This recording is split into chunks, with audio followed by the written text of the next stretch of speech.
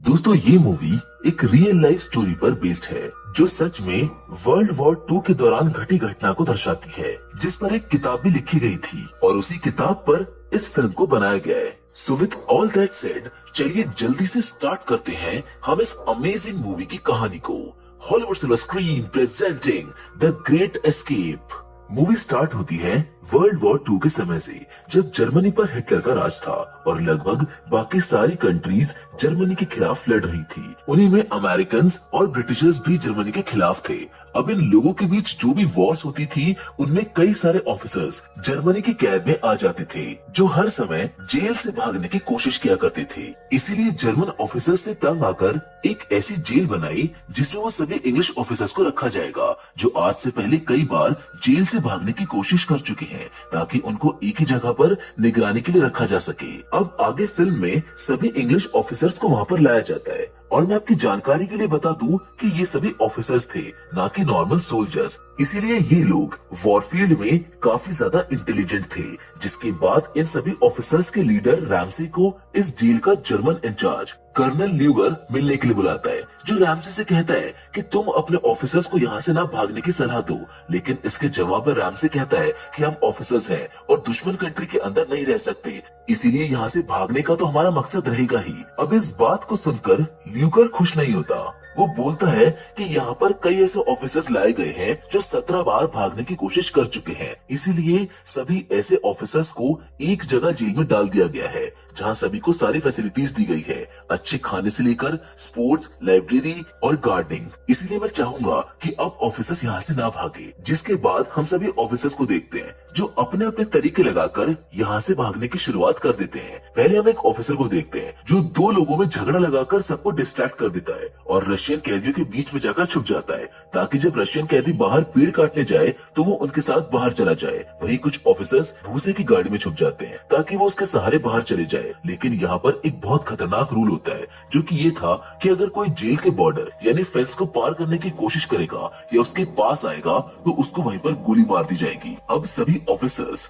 एक एक करके वहाँ से भागने की कोशिश करते हैं, और ये उनके लिए थोड़ा आसान भी था क्योंकि इन ऑफिसर्स को जर्मन और रशियन दोनों आती थी। लेकिन एक एक करके सभी ऑफिसर्स को जर्मन्स पकड़ लेते हैं और उनको वापस अंदर भेज दिया जाता है। इनमें से एक ऑफिसर जिसका नाम हेल्स था, वो फेंस के इधर एक ब्लाइंड स्पॉट ढूंढने की कोशिश करता है जहाँ टावर पे खड़े ऑफिसर्स उसको देख ना पाए। हिल्ट अपने साथ हमेशा एक बॉल और ग्लव्स रखता है, जिसे खेलते हुए वो उस ब्लाइंड स्पॉट के उधर चला जाता है। लेकिन तभी उसको जर्मन्स देख लेते हैं और उसे रूल तोड़ने के लिए 20 दिन के लिए सबसे अलग जेल में अकेले रहने की सजा दी जाती है। इसी में आइविस नाम के एक दूसरे ऑफिसर को भी सजा दी जाती है, और दोनों एक दूसरे के बाजू वाले सेल में ही होते हैं, जहाँ दोनों की काफी अच्छी दोस्ती हो जाती है। और कुछ देर बाद जेल में रॉजर नाम के एक कैदी को लाया जाता है, जो कि एक इंग्लिश पायलट ऑफिसर था, और उसको वार्निंग दी गई थी कि अगर उसने अगली बार भागने की कोशिश की तो उसको सीधे मार दिया जाएगा। रॉजर यहाँ पर काफी रेप्यूटेड ऑफिसर था, जिसे कई जर्मन और इंग्लिश ऑफिसर्स पहले से ही जानते थे। अब हमको रात का सीन दिखाया जाता है, जहाँ पर सभी ऑफिसर्स मीटिंग कर रहे होते हैं। इन्हें रॉजर लीड कर रहा होता है। रॉजर प्लान बनाता है कि वो लोग 3 टनल्स बनाएंगे और यहाँ से उन टनल्स के जरिए भागेंगे। यहाँ पर टनल खोदने का काम डैनी को दिया जाता है। साथ ही में ग्रिफ नाम के एक ऑफिसर को जर्मन्स जैसे कपड़े बनाने का काम दिया जाता है, ताकि भागने के बाद वो लोग जर्मन्स के बीच बिना पहचान में आए रह सके। और ऐसे ही दूसरे काम बाकी के ऑफिसर्स को दिए जाते हैं, जिसके बाद इनका प्लान स्टार्ट होता है। अब नेक्स्ट डे से ही सभी ऑफिसर्स टनल बनाने के लिए लगने वाले सामानों को कलेक्ट करने लगते हैं, जिसमें कुछ तो इन्हें जर्मन की गाड़ियों से भी चुराने पड़ते हैं। डैनी भी टनल्स के स्पॉट को ढूंढ लेता है, जहाँ एक टनल बर्नर के नीचे था और दूसरा टनल बाथरूम की जगह पर था। लेकिन तीसरा टनल कहाँ था, ये हमको अभी नहीं दिखाया जाता। अब डैनी टनल को खोदना स्टार्ट कर देता है, और उसकी आवाज को छुपाने के लिए वो बाहर खड़े ऑफिसर्स भी कुछ काम करने लगते हैं, जिससे टनल खोदने की आवाज ना आए। अब हम हेंडले नाम के एक इंग्लिश पायलट ऑफिसर को देखते हैं, जो कुछ ही समय पहले जर्मनी की कैद में फंसा हुआ था, और उसका रूममेट था बिल्थ, जो कि ओरिजिनल डॉक्यूमेंट्स की फेक कॉपी डॉक्यूमेंट्स बनाने में एक्सपर्ट था। अब टनल का काम आगे बढ़ता है और सभी ऑफिसर्स एक साथ मिलकर टनल बनाने में मदद भी करते हैं, जबकि ये लोग टनल को जर्मन ऑफिसर्स से छुपाकर भी रखते हैं। तब तक हेल्स और आइवीज भी अपनी 20 दिनों की सजा को पूरा करके आ जाते हैं और आते ही दोनों रॉजर से मिलकर कहते हैं कि वो लोग एक ब्लाइंड स्पॉट इस बार ढूंढ लेंगे जिसमें टावर पे खड़े ऑफिसर्स उनको देख ना पाए, जिसके बाद दोनों फिर से वही काम करते हैं और इस बार उनको वो ब्लाइंड स्पॉट मिल भी जाता है। लेकिन इस बार फिर से वो दोनों पकड़े जाते हैं और वापस उनको जेल में 20 दिनों के लिए डाल दिया जाता है। वहीं दूसरी तरफ हम हेनले को देखते हैं जो एक जर्मन गार्ड को अपने रूम में कॉफी पिलाने के बहाने के लिए लेके जाता है और बड़ी चालाकी से उसके डॉक्यूमेंट और आईडी निकाल लेता है जिसे वो बाद में ब्लिथ को दे देता है जो आगे उन सबकी फेक कॉपी बनाएगा जो कि उन्हें भागने के बाद छुपने में मदद करेगी। ऑफिसर्स के एक ग्रुप ने एक मशीन भी बनाई होती है जो उनको टनल में ऑक्सीजन भी प्रोवाइड करेगी और अब तक ऑफिसर्स के जर्मन सूट्स भी लगभग बनी गए थे जिन्हें एक बार रॉजर देखने जाता है और सूट को देखकर काफी इम्प्रेस होता है। अब अगले दिन हिल्स और आइविस वापस जेल से बाहर आ जाते हैं और अब ये दोनों भी बाकी ऑफिसर्स का साथ देने वाले थे। हिल्स को रॉजर कहता है कि वो एक रात यहाँ से भागकर बाहर जाकर एक मैप बनाए जिसमें उन्हें पता हो कि यहाँ से भागने का कौन सा और कहाँ रास्ता है जो उन्हें तब हेल्प करेगा जब वो लोग यहाँ टनल से निकलेंगे। लेकिन इसे हिल्स इनडायरेक्टली मना कर देता है। वो कहता है कि अगर वो यहाँ से भाग गया तो वो वापस सिर्फ मैप देने के लिए क्यों आएगा। जिसके बाद हम टनल को देखते हैं जो लगभग बन ही गया था, लेकिन यहाँ पर एक प्रॉब्लम थी। टनल में खोदते समय गीली मिट्टी निकल रही थी जिसको देखकर जर्मन्स बड़ी आसानी से पता कर सकते थे कि ये जमीन के अंदर की मिट्टी है। इसीलिए कॉलिन नाम का एक ऑफिसर एक ऐसा पॉकेट बैग बनाता है जिसके जरिए सभी ऑफिसर्स उन गीली मिट्टी को बाहर ले जाकर सूखी मिट्टी में मिला देते थे और इसी तरह से ये लोग टनल से आने वाली सारी मिट्टी को जर्मन्स से छुपाकर बाहर ले जाते थे। यहाँ पर टनल बनाते हुए एक बार डैनी के ऊपर काफी मिट्टी भी गिर जाती है जिससे डैनी वहीं पर बेहोश भी हो जाता है, जिसके बाद उसको बाहर निकाला जाता है और तब टनल से गिरती हुई मिट्टी का सॉल्यूशन निकालने के लिए सभी ऑफिसर्स अपने बेड की लकड़ियों को टनल में चारों तरफ लगा देते हैं। इवन कि उन्होंने टनल में एक छोटा सा कार्ड भी बनाया था जिसके जरिए ये बहुत तेजी से एक तरफ से दूसरी ओर जा सकते थे। अब एक रात हेनले से मिलने वही गार्ड वापस आता है जो उसको कहता है कि उसके डॉक्यूमेंट्स नहीं मिल रहे हैं, जिस पर हेनले उससे कहता है कि वो उसका दोस्त है और वो उसे ढूंढने में मदद जरूर करेगा, लेकिन आज नहीं कल सुबह। जिस पर वो गार्ड खुश हो जाता है और जाते हुए हेनली उसको एक कैमरे का इंतजाम करने को कहता है जिसे बाद में ब्लिथ फेक डॉक्यूमेंट्स को बनाने में इस्तेमाल करेगा। अब सब मिशन लगभग पूरा ही होने वाला था और 4 जुलाई भी आ रही थी जो कि अमेरिका का इंडिपेंडेंस डे था। इसीलिए ऑफिसर्स मिलकर वाइन बनाते हैं और बाकी ऑफिसर्स में बांटने लगते हैं। सभी ऑफिसर्स मिलकर इंडिपेंडेंस डे को एंजॉय करने लगते हैं, लेकिन इसी सेलिब्रेशन के दौरान जर्मन सैनिकों को थोड़ा शक हो जाता है। इसलिए वो लोग इनके रूम्स की तलाशी करने लगते हैं जिनमें उनको बर्नर के नीचे वाला टनल मिल जाता है और बस इनका एक टनल जर्मन्स के हाथ लग जाता है। अब इस बात से आइविस बहुत ज्यादा डिप्रेस हो जाता है कि वो यहाँ से कभी नहीं भाग पाएगा, इसीलिए वो भागकर फेंस को पार करने की कोशिश करता है और इसी में उसको गोलियों से मार दिया जाता है। ये चीज हिल्स के लिए बहुत शॉकिंग थी क्योंकि वो उसका यहाँ पर सबसे अच्छा दोस्त था और इसी के गुस्से में वो रॉजर के मिशन के हिसाब से उसी रात जेल से भागता है और अगले दिन मैप बनाकर जेल में वापस आ जाता है। अब एक बार फिर से इस चीज के लिए हिल्स को 20 दिन की सजा दी जाती है। उधर आगे हम ब्लिथ को देखते हैं जिसे अब देखना कम हो रहा था और धीरे धीरे वो छोटी छोटी चीजों को भी ब्लरी देख पा रहा था, जिसके कुछ दिन बाद वो पूरी तरह से अंधा हो जाता है और रॉजर्स उसको टीम से निकालने की बात करता है, जिस पर हेनले रॉजर को कहता है कि ब्लिथ उसकी रिस्पॉन्सिबिलिटी है और जब तक वो उसके साथ है वो अंधा नहीं है। इसके बाद रॉजर्स उन दोनों को फिर से मिशन में ले लेता है। अब एक समय ऐसा भी आता है जब डैनी जेल से भागने की कोशिश करता है, जिसका कारण था कि वो टनल में पूरे दिन रहकर पागल होता जा रहा था। उसको अंधेरे और छोटी जगहों से डर लग रहा था, इसलिए वो सीधा ही जेल से भागने की कोशिश करता है, लेकिन एंड टाइम पर उसके दोस्त उसको समझा लेते हैं और वापस उसको लेकर आ जाते हैं। अब फाइनली वो दिन आ गया था जब टनल पूरी तरह से बन गई थी और सभी ऑफिसर्स को वहां से भागना था।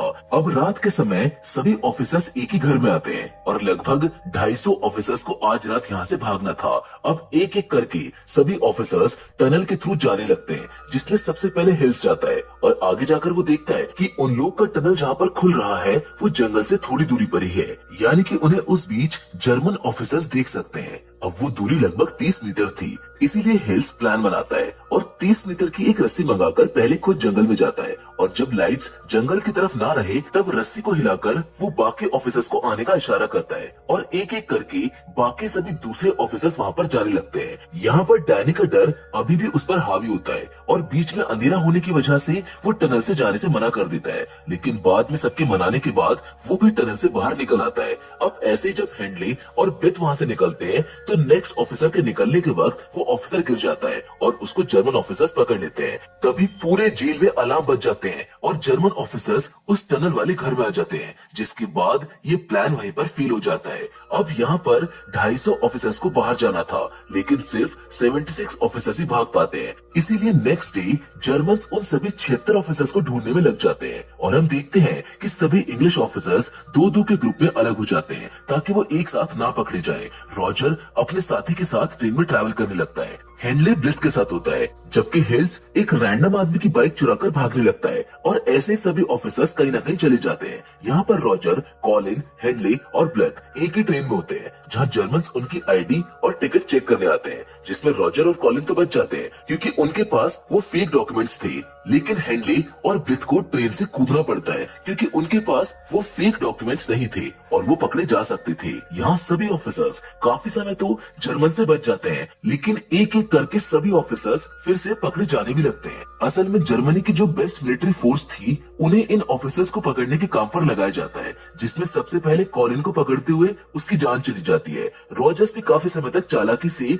जर्मन से छुपा रहता है, पर फिर उसको भी पकड़ लिया जाता है। हिल्स को भी स्विट्जरलैंड के बॉर्डर के पास पकड़ लिया जाता है और दूसरी ओर हेंडले, जो पायलट होने की वजह से जर्मन्स का प्लेन लेकर ब्लिथ के साथ भाग रहा होता है, उसे भी प्लेन क्रैश होने की वजह से पकड़ लिया जाता है, जिसमें ब्लिथ की गोली लगने की वजह से जान चली जाती है और हेनले को गिरफ्तार कर लिया जाता है। अब रॉजर के पकड़े जाने से जर्मनी का एक बहुत मेजर ऑफिसर खुश होता है क्योंकि उसने पहले ही रॉजर्स को वार्निंग दी थी कि ये उसका लास्ट चांस है और होता भी ऐसा ही है। ऐसे ही करके 75 ऑफिसर्स को पकड़ लिया जाता है, जिसमें से सिर्फ एक ही ऑफिसर स्विट्जरलैंड भाग पाता है और उसका रीजन था कि उसके भागने में वहाँ के कुछ इंग्लिश लोग मदद करते हैं। अब आगे 50 ऑफिसर्स को एक साथ और 25 ऑफिसर्स को अलग गाड़ी में जेल की तरफ ले जाया जाता है, जहाँ रॉजर्स जिस गाड़ी में था, यानी कि 50 ऑफिसर्स की गाड़ी को एक अलग रास्ते पे ले जाया जाता है और आराम करने के बहाने सभी 50 ऑफिसर्स को बाहर निकालकर गोलियों से मार दिया जाता है। इसी में एक केवेंडिश भी था जो कि जेल इंचार्ज था, लेकिन उसके अंदर ये सभी ऑफिसर्स भागे थे,